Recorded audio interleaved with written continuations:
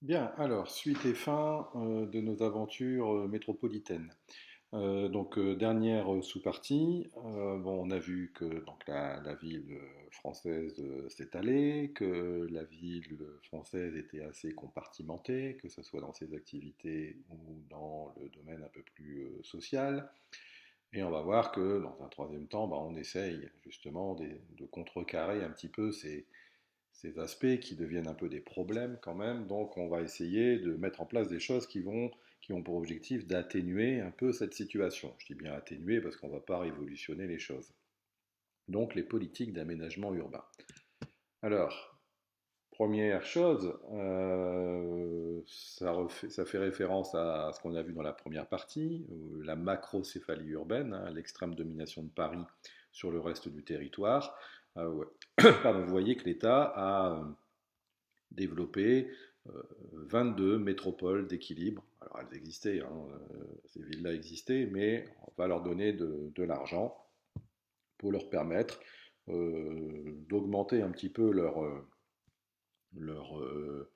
leurs activités afin d'accroître un petit peu leur aire de domination et donc contrebalancer un petit peu les super pouvoirs de Paris. Donc vous voyez ce qu'on appelle des métropoles d'équilibre qui se développe un peu partout. On voit bien qu'ici, il y a quand même un trou, parce qu'il n'y a pas beaucoup de grandes villes ici, hein. Mais voilà, toutes ces villes ont vocation à devenir, si ce ne l'est pas déjà hein, pour certaines, de véritables métropoles régionales, voire nationales. Alors bien sûr, aucune peut rivaliser encore avec Paris, mais il y a un équilibre qui est en train de s'établir. Tout au moins, il y a un déséquilibre qui est en train de s'atténuer. Dans d'autres aménagements, vous voyez ici, c'est la même photo enfin, c'est une photo c'est deux photos d'un même quartier. Alors l'angle est un peu bougé, mais on connaît ici, on a des points de repère hein, qui sont là. À part ces deux points de repère, on n'aurait pas forcément reconnu comme ça à l'œil nu, sans trop réfléchir, on n'aurait pas forcément dit que c'était le même quartier. Et pourtant, vous voyez, il n'y a pas énormément de temps qui les sépare, hein. On est là quasiment au XXIe siècle, en 1997, et en 2016, voilà un petit peu où ça en est. Donc on a, en quelques années, vous voyez que le quartier a profondément changé.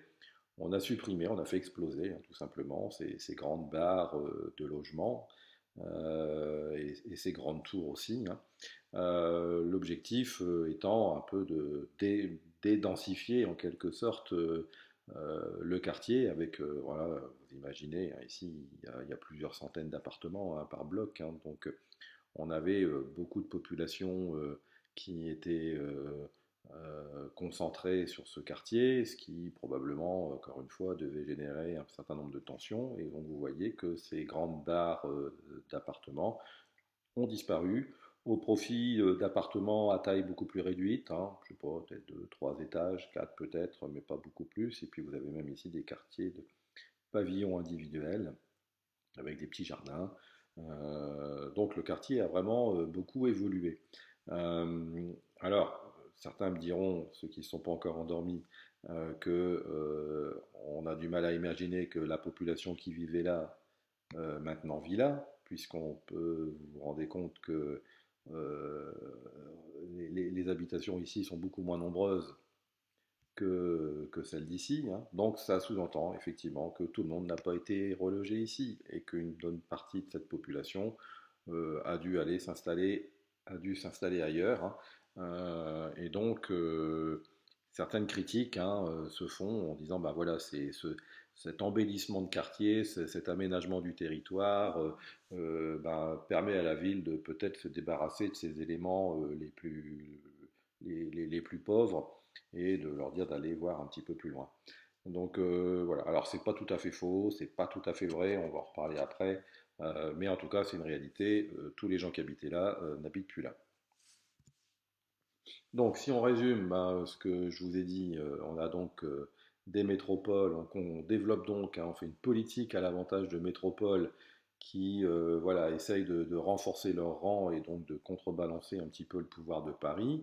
On a donc 22 aires urbaines qui ont été créées, qui ont donc le statut de métropole et à qui on va donner davantage de compétences, donc de pouvoir dans le domaine de l'aménagement, de l'enseignement supérieur par exemple. Il y a plein d'autres choses, des hôpitaux, etc. Et de développement donc économique. Tout ça pour essayer d'équilibrer un peu plus le territoire national.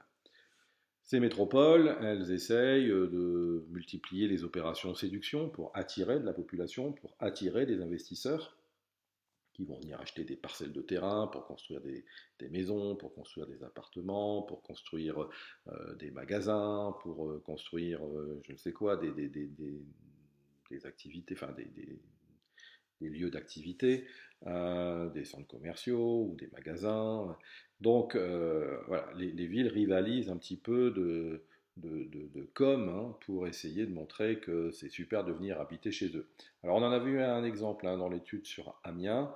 Il y avait, je me souviens, si je me souviens, une affiche hein, qui montrait notamment des jeunes qui montrait que voilà comment Amiens c'était cool et c'était dynamique et donc il fallait absolument venir habiter à Amiens. Ah, vous en avez ici deux autres exemples hein, qui ne jouent pas sur le même registre. Alors j'ai trouvé celle-là sur Caen qui est plutôt sympa hein, et qui montre bien justement voilà, que c'est une ville où il y a l'air de faire bon vivre. Vous avez un coucher de soleil, la ville qui commence à s'illuminer le long d'un canal. Ça a l'air d'être calme, tranquille. Vous avez des bains de soleil, des chaises qui laissent sous-entendre qu'on est ici dans un lieu un petit peu convivial. Il y a plein de vélos, donc on imagine que voilà, il y a sûrement des pistes cyclables, donc c'est une ville qui est soucieuse de préserver l'environnement. C'est plein de jeunes apparemment ici, donc voilà, c'est probablement qu'il doit y avoir une vie sympathique, notamment le soir, il doit y avoir des cafés, c'est peut-être là, c'en est peut-être d'ailleurs un, ou c'est un restaurant. Mais en tout cas, voilà, le cadre a l'air sympa, et puis voilà, la qualité de vie a l'air réelle. Donc vivre et s'épanouir à Caen, voilà, il faut aller vivre à Caen. Alors, il y en a qui auraient voulu vivre à Metz, manifestement, donc là on joue un peu sur le registre de l'humour, alors on donne en quelques phrases quand même quelques arguments sur l'intérêt de vivre à Metz, hein, mais voilà, bon, bah, apparemment les parents ont choisi une autre ville, ça attriste le bébé, mais voilà, je veux Metz.com, hein, on joue même d'ailleurs, vous voyez, sur le site internet, c'est même pas simplement la ville de Metz, c'est je veux Metz.com. Donc voilà, on est dans de la communication assez intense. Vous verrez à laquelle vous êtes le plus sensible. Donc, on essaye du coup, pour arriver à ces résultats là comme à droite, hein, on met en place des opérations de ce qu'on va appeler de rénovation urbaine ou de réhabilitation, hein. Et là, je vous renvoie un petit peu à ce qu'on avait évoqué avec Londres, notamment dans les quartiers des docks, hein, donc le long des quais de l'ancien port de Londres qui est tombé à l'abandon et dont on a transformé les entrepôts ou les usines qui tombaient en ruine en loft, hein, en appartements ultra modernes et pour des populations très aisées. C'est un petit peu ça aussi, hein. Donc quand on parle de requalification urbaine, c'est une façon polie de dire voilà, on bazarde ce qui ne va pas et on essaie de construire à la place quelque chose qui a une meilleure image, quoi. Donc rénovation urbaine, requalification urbaine, c'est exactement la même chose. Soit on reprend une partie de ce qui existe et puis on le modernise, soit on rase tout et puis on fait quelque chose de nouveau. Un exemple, bon, vous avez celui de Meaux, là on a vu les photos avec les blocs d'immeubles qui ont été explosés. À Lens, hein, notamment, on a rasé un carreau de mine hein, près du centre pour y construire le musée du Louvre. Donc on rase quelque chose qui fait partie de notre histoire, c'est sûr, mais en même temps qui fait partie d'une histoire douloureuse, hein. Être mineur, c'était quand même pas super, il y avait des risques, beaucoup mouraient, beaucoup sont tombés malades après, et puis après c'est devenu un symbole de chômage parce que toutes les mines ont fermé. Donc voilà, on ne voulait pas que Lens soit systématiquement associé à ce tableau un petit peu misérabiliste, hein. On a rasé, sachant qu'il y en a d'autres, hein, de lieux de souvenirs de la mine. On l'a rasé et on a mis un lieu de culture. Donc on a remplacé une zone industrielle qui était tombée à l'abandon en un centre culturel. Alors après, on peut discuter hein, de l'intérêt ou de la réussite du projet, mais enfin, n'empêche que le musée reçoit à peu près 500 000 visiteurs par an, donc c'est loin d'être un échec, hein. C'est le troisième musée le plus visité en France, en province, hein, tout au moins, après ceux de Paris, bien sûr. Donc pour une petite ville de 30 000 habitants, c'est quand même plutôt pas mal. Donc, on met en place ce qu'on appelle la politique de la ville, hein, où donc l'État a accepté l'idée de rénover, de financer en une partie, hein, pas tout, hein, il y a d'autres acteurs qui vont participer, le département, la région, les villes, a établi à peu près, a fait un état des lieux et a constaté qu'il y avait à peu près 1500 quartiers urbains à rénover. Voilà, il y a des projets de rénovation pour restructurer un peu ces quartiers qui donnent une mauvaise image à la ville. Sachant que, toujours dans cet objectif d'essayer de mettre un peu plus de mixité, la loi aussi, alors l'État accepte de financer des politiques de rénovation, mais attention, elle ne veut pas non plus de ce qu'on peut sous-entendre ici, hein, qu'une partie de la population pauvre a été envoyée balader ailleurs. L'État veut bien financer une partie de la reconstruction de ces quartiers un peu délabrés, mais oblige que finalement, dans chaque ville, hein, 25% de des logements soient des logements sociaux, donc destinés un quart, hein, les communes doivent avoir un quart de leur logement à destination de catégories sociales modestes. S'ils ne le font pas, me direz-vous, il y en a qui décident de ne pas le faire, hein, bah, ils payent des amendes à l'État. On peut imaginer, je ne sais pas, hein, je le dis comme ça, je n'ai pas les éléments de vérification, mais on peut imaginer qu'une ville comme Saint-Tropez n'a pas forcément comme objectif premier de développer des logements sociaux, hein. Et donc je pense que c'est une ville qui est prête à payer des amendes à l'État plutôt que voilà, de faire venir sur le port de Saint-Tropez face aux incroyables yachts hein, et aux pin-up qui boivent des coupes de champagne sur les bateaux, voilà, faire venir des populations qui vivent sous le seuil de pauvreté. Ça ferait, je pense, un peu désordre. On peut le regretter, hein, mais c'est comme ça. Mais sinon, voilà, c'est la règle pour toutes les communes de moins 5000 habitants, je crois. 25% de logements sociaux. Alors tout ça, ça s'organise, ces politiques de la ville, etc., par voilà, des plans. On essaye de réfléchir un peu à comment on va faire évoluer la ville dans le temps, et donc c'est par des SCOT. Alors bon, ça, je ne vous demande pas de le savoir, hein. De toute façon, ça, on en reparlera régulièrement. Donc des SCOT, donc des schémas de cohérence territoriale, et puis pour les déplacements, donc le réseau routier, est-ce qu'on passe un quartier en quartier piéton, piétonnier, etc. Un PDU, hein, un plan de développement urbain. Donc l'association des deux fait qu'on bah voilà, on réfléchit à l'avance à la réorganisation de l'espace urbain.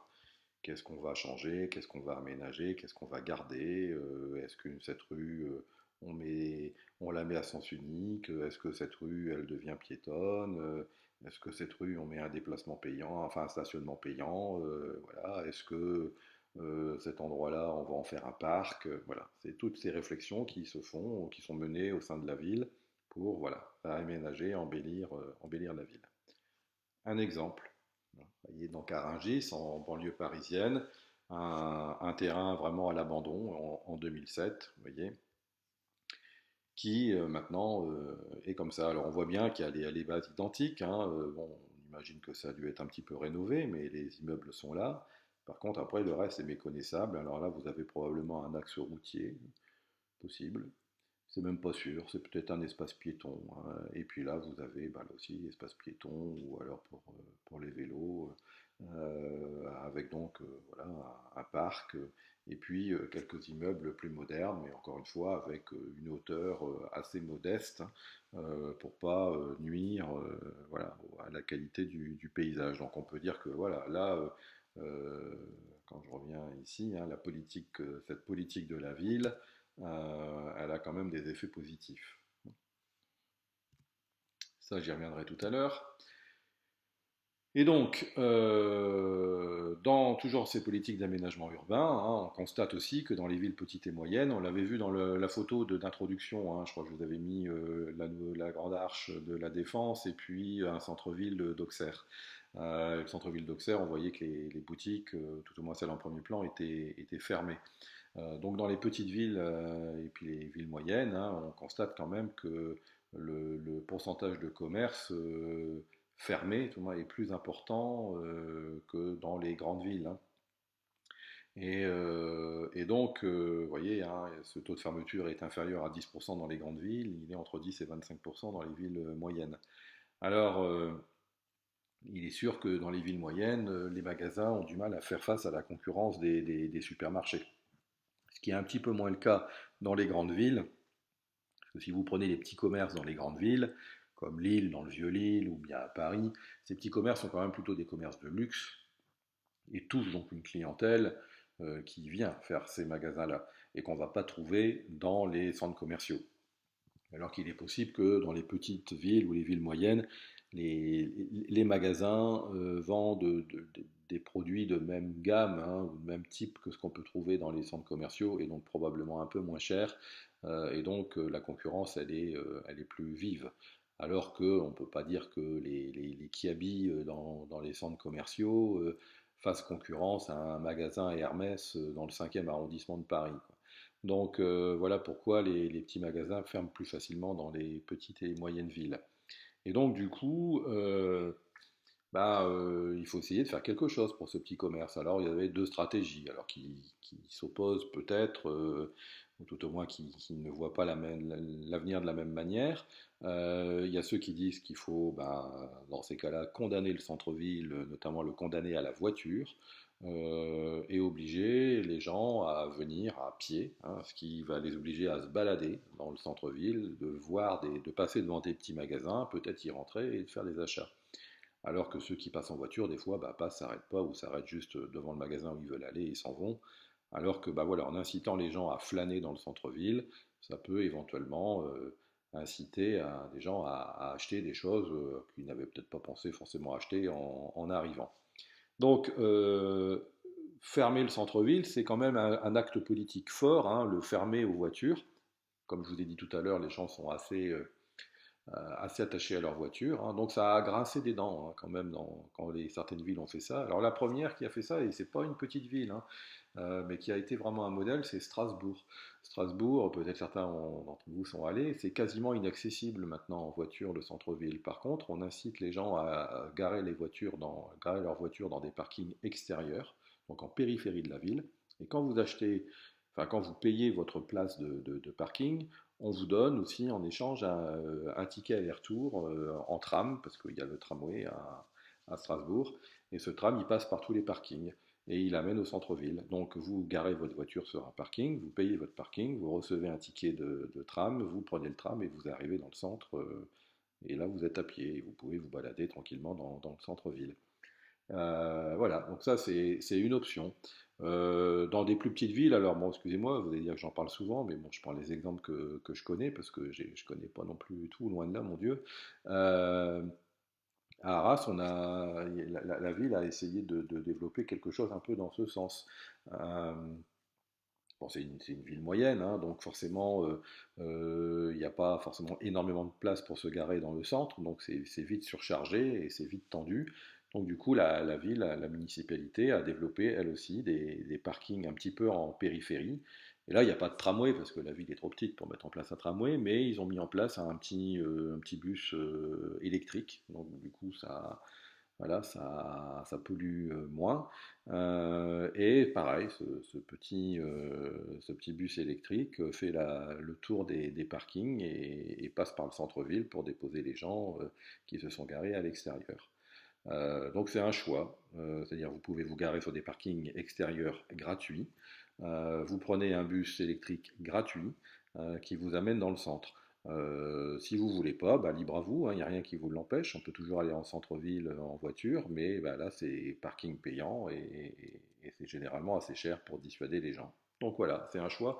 Maintenant, les gens peuvent plus se plaindre en disant, bah voilà, en ville, ça coûte cher de se garer. Ils ont la possibilité de faire autrement et gratuitement. Maintenant, c'est une question de volonté personnelle. Et donc on développe aussi, du coup, ça fait partie de ça. Bah, Arras, c'est un peu dans ce domaine-là, hein, ce projet cœur de ville. Il y a Arras, comme il y a à peu près 222 villes qui ont développé cette politique-là, hein, qui s'est appelée cœur de ville, qui voilà, essaye, encore une fois, par l'intervention de plein d'acteurs différents, régions, départements, communes, d'essayer de dynamiser leur centre-ville pour le rendre attractif. Et donc voilà, ça donne quelque chose comme ça, s'il fallait synthétiser. Voilà le projet cœur de ville que pourrait développer n'importe quel type de ville, hein, en développant la mobilité douce, donc en limitant, voyez, donc les stationnements en extérieur de ville et qui peuvent donc les gens peuvent après utiliser les transports en commun. C'est mettre des espaces publics plus agréables avec des parcs. C'est voilà, rendre le centre plus beau en le fleurissant et en essayant aussi de développer des choses participatives, que les habitants prennent part aussi à l'embellissement de leur ville. C'est rénover le patrimoine, le rendre plus attractif, c'est développer aussi l'aspect moderne, le numérique. Par exemple, voilà, vous êtes dans une ville, vous avez envie de manger quelque part, vous sentez votre téléphone, aussitôt vous êtes sur la page de la ville, qui par rapport à l'endroit où vous êtes arrive à vous localiser et vous indiquer les restaurants les plus proches et les plus sympas en fonction du type de restaurant que vous voulez faire. Voilà, ça devient ce qu'on appelle aussi une smart city, une ville intelligente. Vous avez envie de faire quelque chose, voilà, vous tapez sur cette page de la ville ce que vous voulez faire, hop, on vous répond, on vous donne des pistes ou des conseils. On dit bah voilà, qu'est-ce qu'il y a à visiter dans le coin, paf, on vous donne, on vous répond tout de suite sur les choses qui est de sympa qu'il y a à faire dans la ville. Donc c'est voilà, c'est rendre la ville interactive, dynamique, sympathique, avec aussi des petits marchés locaux, et puis rénover bien sûr l'habitat pour que voilà, ça soit beau, agréable à regarder. Voilà un petit peu ce que c'est que ce projet cœur de ville. Alors ça coûte de l'argent bien sûr, c'est un pari hein, parce qu'il faut que ça marche, il faut que le centre redevienne attractif. Mais voilà, grosso modo, les premières tendances ont l'air plutôt positives. Donc en conclusion, hein, on peut dire que la France présente une armature urbaine extrêmement hiérarchisée, à la tête de laquelle on trouve Paris, qui est la seule ville mondiale de France, hein, vous commencez à le savoir aussi, je pense. Les métropoles de province cherchent à maintenir leur rang ou à s'affirmer davantage, mais leurs évolutions sont contrastées. Les petites villes moyennes connaissent elles aussi des dynamiques inégales, allant du déclin au renouveau. Cette hiérarchie et ces inégales dynamiques sont le fruit de la métropolisation, qui est un phénomène particulièrement inégalitaire et sélectif. Il profite majoritairement aux villes françaises placées au sommet de la hiérarchie urbaine. Donc en France, pour l'instant, c'est surtout vive les grandes villes, et puis tant pis pour les autres, sachant que on assiste quand même, et notamment la situation actuelle hein, avec l'épidémie, a l'air de redonner une nouvelle dynamique aux villes moyennes. Des villes moyennes qui sont peut-être plus accessibles, enfin, si elles sont accessibles à des moyens de transport et si elles offrent des moyens de communication intéressants, 4G, 5G, fibre, etc., où les gens se rendent compte qu'ils peuvent rester chez eux et travailler en télétravail, puisque c'est devenu un petit peu la mode. Il y a des gens qui disent que finalement, ça vaut peut-être le coup de quitter son appartement de 50 mètres carrés en banlieue parisienne pour s'acheter une maison dans une ville moyenne de province, qui certes est à 2 heures de Paris, mais si on peut travailler chez soi, on n'est peut-être plus obligé d'aller à Paris tous les jours, et voilà, qui offrira un cadre plus tranquille, plus agréable, avec un coût qui sera moins élevé qu'à Paris. Donc ça peut être la vengeance un peu des villes moyennes, tout au moins celles qui sont dans un rayon acceptable de la ville de Paris. Alors vous avez ici une petite carte qui synthétise un peu toutes ces dynamiques, quelques petits chiffres qui voilà, vous illustrent un petit peu les tendances que je vous ai données dans le chapitre. Et puis vous avez ce petit schéma bilan que vous pourrez mettre sur pause aussi et compléter et qui résume donc les grands points de ce chapitre, hein. Concentration de population et concentration des activités, ça entraîne donc la métropolisation du territoire, ce qui entraîne donc une de nouvelles dynamiques urbaines, que ce soit à l'échelle régionale ou à l'échelle nationale. À l'échelle nationale, c'est Paris qui domine, des métropoles régionales qui ont des dynamiques plus ou moins fortes en fonction de leur situation. Il y a des liens de concurrence, surtout. Il peut y avoir des liens de complémentarité quand les villes sont pas trop loin l'une de l'autre. L'île Roubaix-Tourcoing, par exemple, ou Nancy-Metz, ou éventuellement Nantes-Rennes. Mais c'est surtout quand même plutôt des situations de concurrence qui existent entre les villes. Et puis, voilà, des villes qui sont des fois fragilisées, hein, les villes moyennes, comme des villes comme Douai, comme Valenciennes, qui ont connu des moments difficiles, mais qui, voilà, connaissent de nouvelles dynamiques grâce à ce qu'on a pu voir, politique de la ville, etc. Bah, c'est d'ailleurs la politique de la ville, c'est d'ailleurs l'ancien maire de Valenciennes qui l'a mis en place quand il était ministre, hein, c'est Borloo qui a mis en place cette politique de la ville. À l'échelle régionale aussi, on constate un étalement urbain, un phénomène de périurbanisation, avec donc du coup ça peut générer plusieurs centres. Encore une fois, l'île Roubaix-Tourcoing, ces trois villes se sont regroupées tellement elles se sont étalées. Et puis donc dans les tendances actuelles, c'est d'essayer de revaloriser les centres-villes, hein, et faire face à une densité urbaine qui est quand même importante et qui fait que c'est pas toujours facile à vivre quand on est notamment dans les banlieues avec les grands immeubles. Donc voilà, alors là c'est la nuit, donc avant que se quitter, je reviens quand même sur une petite chose, et pas des moindres, c'est ce petit travail que vous allez devoir faire. Vous avez trois documents ici, une carte, un texte, et puis voilà, un petit dessin. Et il va falloir me faire sur une feuille, parce que là je ne vous le donne pas en facultatif, parce que sinon j'aurai rien. Donc là, vous allez le faire de manière obligatoire. Donc je vais ramasser ça mercredi de la semaine prochaine, pas le mercredi qui arrive, mais quand on se reverra. Donc quand je dis mercredi, c'est mercredi. C'est pas de monsieur, je l'ai oublié sur mon bureau, est-ce que je peux vous le donner demain? C'est je ramasse pour tout le monde mercredi. Donc vous l'avez mercredi, ou alors bah, c'est tout, ça sera une mauvaise note parce que je vais le noter, puisque s'il n'y a pas de note, vous ne faites pas. Donc là, vous allez faire et je vais noter. Donc vous avez une question qu'il va falloir analyser. Vous présenterez les difficultés auxquelles sont confrontées les villes petites et moyennes, puis vous mettrez en évidence les solutions envisagées pour remédier à ces difficultés. Bon, je pense quand même que dans le cours, vous avez déjà des éléments. Donc on utilise les documents, on utilise son cours, et puis on fait un petit paragraphe argumenté, hein, avec une petite introduction, une petite présentation, et puis après une petite analyse structurée. Alors ça, c'est la première partie de l'évaluation. Donc il y aura une partie qui sera chez vous. Donc qui se fait chez vous, mais de manière personnelle, hein. C'est-à-dire qu'on ne se file pas la feuille de réponse aux copains qui vont changer trois mots pour faire croire qu'ils l'ont fait eux-mêmes. Je suis assez fort pour découvrir ça. Donc là, forcément, c'est pareil. Je divise les notes ou je mets des zéros si je vois que franchement, il y en a qui ont travaillé pour cinq autres, hein. Donc ça sera la première partie de l'évaluation. Et puis, il y en aura une deuxième qui se fera donc toujours dans cette semaine où on se reverra. Je ne sais pas encore quand parce que j'ai pas encore défini tout à fait le sujet, donc c'est pas la peine de m'écrire pour me demander quand est-ce que je vais la faire. Parce que voilà, ça peut se faire le mercredi. Généralement, on se voit le mercredi ou le jeudi, hein. Bah, donc ça sera le mercredi ou le jeudi, j'imagine, puisque à moins que les emplois du temps changent, ils n'ont pas encore été faits dans 2 semaines. Donc, mais voilà, il y aura une deuxième partie qui sera la réalisation d'un schéma. Donc, bah, vous prenez vos crayons de couleur, hein, vous prenez votre matériel, parce que bah, voilà, ce que vous n'avez pas voulu faire la fois dernière, bah, là vous allez le faire et ça sera évalué.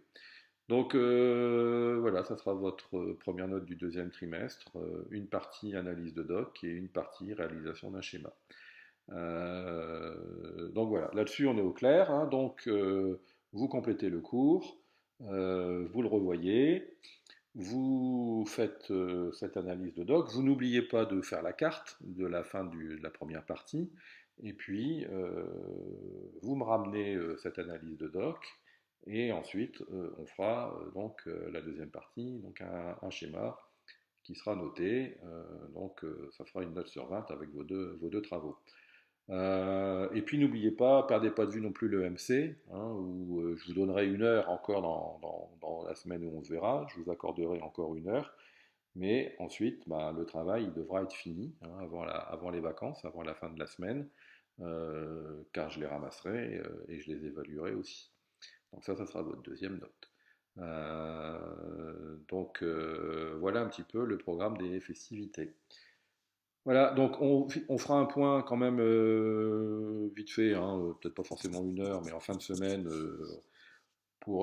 je suis prêt éventuellement à répondre à des questions qui sont liées au cours. S'il y a des choses que je n'ai pas compris, je ne répondrai pas à des choses qui sont liées à cette analyse de doc, je ne répondrai pas à des questions qui sont liées à la carte qu'il fallait faire la fois dernière, et je ne répondrai pas à des questions qui concerneront la carte ou le schéma que vous aurez à faire la semaine d'après.